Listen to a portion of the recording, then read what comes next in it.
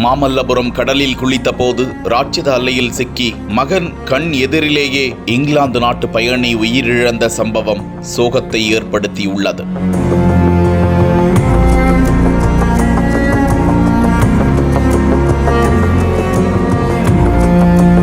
செங்கல்பட்டு மாவட்டம் மாமல்லபுரத்திற்கு தற்போது ஜனவரி, பிப்ரவரி, March, April ஆகிய 4 மாதங்கள் வெளிநாட்டு பயணிகள் சீசன் மாதம் என்பதால் நாள்தோறும் ஏராளமான ஐரோப்பிய நாட்டு சுற்றுலா பயணிகள் வருகை தந்து தமிழர்களின் சிற்ப கலையை ரசித்து செல்கிறார்கள். இங்கிலாந்து நாட்டை சேர்ந்தவர் பரிகேட் டைலர் 84 வயதான மூதாட்டி லண்டனில் உள்ள அரசு மருத்துவமனையில் உடல் மசாஜ் தெரபிஸ்டாக பணிபுரிந்து ஓய்வு பெற்றவராம். இவரது மகன் 58 வயதான ரூபர்ட் டைலர் இருவரும் தான் மாமல்லபுரத்திற்கு சுற்றுலா வந்திருந்தனர். மாமல்லபுரம் கடற்கரைக்கு சென்று சிறிது நேரம் பொழுதை கழித்தனர். பிறகு தாய் மகன் இருவரும் கடலில் குளித்தனர். அப்போது கடல் பலத்த சீற்றமாக இருந்ததாக கூறப்படுகிறது. அப்போதும் மூதாட்டி எந்தவித பதற்றமும் இல்லாமல் தள்ளாத வயதிலும் தைரியமாக மாமல்லபுரம் கடலின் அலைகளை எதிர்கொண்டிருந்தார். அவரது மகன் ரூபர்ட் டைலரும் அருகாமையிலேயே குளித்துக் கொண்டிருந்த நிலையில் திடீரென வந்த பேரலை மூதாட்டியை இழுத்துச் சென்றது.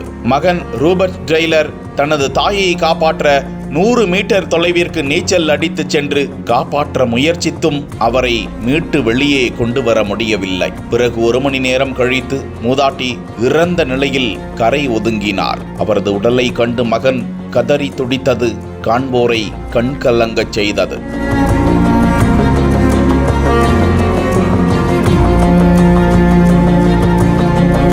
தொடர்ந்து காவல்துறையினர் உடலை கைப்பற்றி செங்கல்பட்டு அரசு பொது மருத்துவமனைக்கு அனுப்பி வைத்தனர். இங்கிலாந்து நாட்டு பெண் சுற்றுலா பயணி கடலில் மூழ்கி இறந்தது பற்றி சென்னையில் உள்ள இங்கிலாந்து நாட்டு தூதரகத்திற்கு தகவல் தெரிவிக்கப்பட இறந்த அவரது உடலை பிரேத பரிசோதனைக்கு பிறகு தூதரகத்தின் அனுமதியுடன் இங்கிலாந்து நாட்டிற்கு விமானம் மூலமாக அனுப்ப போலீசார் ஏற்பாடு செய்தது குறிப்பிடத்தக்கது.